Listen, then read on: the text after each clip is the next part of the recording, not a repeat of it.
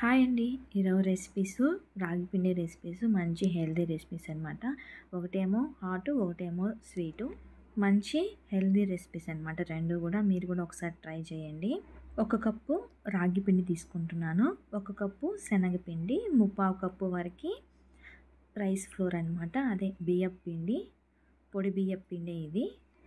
రాగి పిండి మురుకులకి ఇలా 3 కలుపుకుంటేనే టేస్ట్ బాగుంటుంది. ఒట్టి రాగి పిండి అయితే కొంచెం సాఫ్ట్గా రావన్నమాట. వాము 1 టేబుల్ స్పూన్, 1 టేబుల్ స్పూన్ వరకు కారం, కొద్దిగా సాల్టు, కొద్దిగా ఇంగువ కంపల్సరీ వేసుకోవాలి. ఒక పావు కప్పు వరకు, అంటే ఒక 4 టేబుల్ స్పూన్ల వరకు కొంచెం ఆయిల్ వేసుకొని ఒకసారి ఆయిల్లో బాగా పిండి మొత్తం కలిసేంత వరకు బాగా కలిపేసుకోవాలి. నార్మల్ బియ్యపు పిండి మురుకులుగా అయితే ఇంగువ వేయం కదా. ఇలా రాగి పిండి మిక్స్ చేసినప్పుడు అయితే ఇంగువ కంపల్సరీ వేసుకోవాలి. అప్పుడే టేస్ట్ బాగుంటుంది. కొంచెం గోరువెచ్చగా ఉండే వాటర్ కొంచెం కొంచెంగా వేసుకుంటూ కొంచెం సాఫ్ట్ పిండిలాగా కలిపేసుకోవాలి. వాటర్ని ఒకేసారి వేయకుండా ఇలా కొంచెం కొంచెంగా వేసుకుంటూ కలుపుకోవాలి. కొంచెం సాఫ్ట్గా ఉండాలన్నమాట పిండి. ఈ విధంగా మరి గట్టిగా కాకుండా కొంచెం సాఫ్ట్గా ఉండాలి. మనం పిండి కొంచెం గట్టిగా కలుపుకుంటే మురుకులు గొట్టంలో దిగడానికి కొంచెం కష్టంగా గట్టిగా ప్రెస్ చేయాల్సి వస్తుంది. ఇలా సాఫ్ట్గా కలుపుకుంటే మురుకులు చాలా ఈజీగా ఒత్తేసుకోవచ్చు ఎన్నైనా కూడా. మురుకులకి ఈ హోల్ని అయితే తీసుకుంటున్నాను. మీకు నచ్చిన హోల్ని తీసుకొని కొంచెం ఆయిల్ అప్లై చేసేసుకొని కొంచెం కొంచెం పిండిని వేసుకుంటూ లిడ్ని క్లోజ్ చేసుకొని స్టవ్ పైన ఆయిల్ పెట్టి కొంచెం హీట్ అయిందో లేదో ఒక నుంచి పిండి వేసుకొని చెక్ చేసుకొని కొంచెం హీట్ అయిన తర్వాత నేనైతే ఇక్కడ స్టవ్ పైన డైరెక్ట్గా మురుకుల్ని ఒత్తేసుకుంటున్నాను. లేదా మీరు ప్లేట్ పైన అయినా ఒక క్లాత్ పైన అయినా ఒత్తేసుకొని సింగిల్ అయినా వేసేసుకోవచ్చు. నేను ఇక్కడ డైరెక్ట్గా స్టవ్ పైనే ఒత్తేసుకుంటున్నాను అనమాట.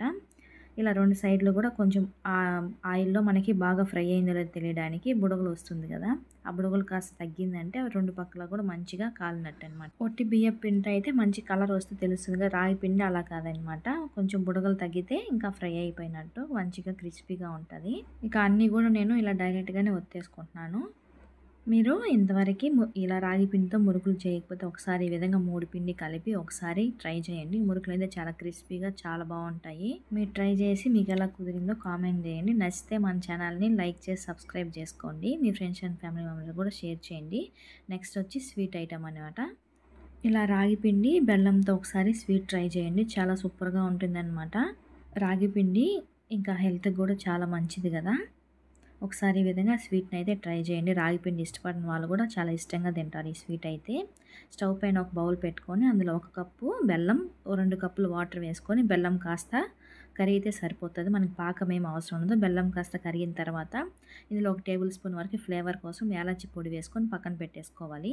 తర్వాత వేరొక ప్యాన్ తీసుకొని ఒక 1/2 కప్పు వరకు నెయ్యి అయితే పడుతుంది. కొద్దిగా నెయ్యిని పక్కకు తీసి పెట్టుకొని మిగిలిందంతా వేసేసుకొని ఇందులో 1/3 కప్పు వరకు బొంబాయి రవ్వ ఉంది కదా, అదే ఉప్మా రవ్వ, అది వేసేసుకొని కొంచెం మంచి గోల్డెన్ కలర్ వచ్చేంత ఫ్రై చేసుకోవాలి నెయ్యిలోనే.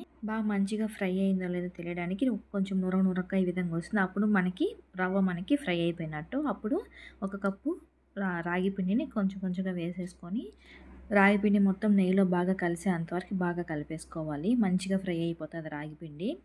మనం స్వీట్ చేస్తున్నాం కాబట్టి రాగి ఫ్లేవరు పచ్చివాసన రాకుండా ఇలా నెయ్యిలో బాగా కలిపేసుకుంటే మంచి టేస్ట్ వస్తుంది స్వీటు. మనం ముందుగా బెల్లం సిరపు పక్కన పెట్టుకున్నాం కదా, అది వేసేసుకొని ఉండలు ఏమీ రాకుండా మనం ఫాస్ట్గా కలిపేసుకోవాలి. ఉండలు ఏమీ రాదనమాట. మనం ఆల్రెడీ నెయ్యిలో ఫ్రై చేసాం కదా రవ్వ ఇంకా రాగి పిండిని, దానివల్ల ఉండలు అయితే కట్టదు. కొంచెం ఫాస్ట్గా కలిపేసుకుంటేనే ఫాస్ట్గానే మనకి దగ్గర వచ్చేస్తుంది ఈ విధంగా హల్వాలాగా. మీరు కూడా ఒకసారి ఇలా రాగి పిండితో స్వీట్ ఒకసారి ట్రై చేయండి. చాలా ఇష్టంగా తింటారనమాట పిల్లలు అయితే. ఇంకా రాగి పిండి కాబట్టి మంచి హెల్దీ అనమాట. ఇలా బాగా దగ్గర వచ్చేవాళ్ళు ప్యాన్ నుంచి కొంచెం సపరేట్ అవుతూ వస్తుందన్నమాట. నెయ్యి వేసాం కాబట్టి ఏం అంటుకోదు ప్యాన్కి. 1/2 కప్పు నెయ్యిలో కొంచెం మిగిలించి ఉంచుకున్నాం కదా, ఇందులో అలా ఫైనల్గా యాడ్ చేసేసుకోవాలి. ఒకసారి బాగా మిక్స్ చేసుకొని నెయ్యి కాస్త మొత్తం కలిసేంత వరకు కలిపేసుకొని ఇంకా బౌల్లోకి తీసేసుకోవాలి. ఇలా అరిటాకన్నా వేసుకొని లేదా ఒక ప్లేట్కి బౌల్కి నెయ్యి అప్లై చేసేసుకొని ఇలా వేసేసుకొని కొంచెం చల్లారేంత వరకు వదిలేసేవాళ్ళు అనమాట. ఇలానే హల్వాలాగానే తినచ్చు బౌల్లో వేసుకొని, లేదా కేకుల్లా కావాలనుకుంటే ఈ విధంగా కొంచెం గట్టిగా ప్రెస్ చేస్తే ఒక కేక్ లాగా అయిపోతుంది. చల్లారిన తర్వాత మనం పీసెస్ లాగా కట్ చేసుకోవచ్చు అనమాట. ఇలా కొంచెం చల్లారేంత వరకు వదిలేసుకొని ఒక 20 నిమిషాల్లో చల్లారిపోతుంది.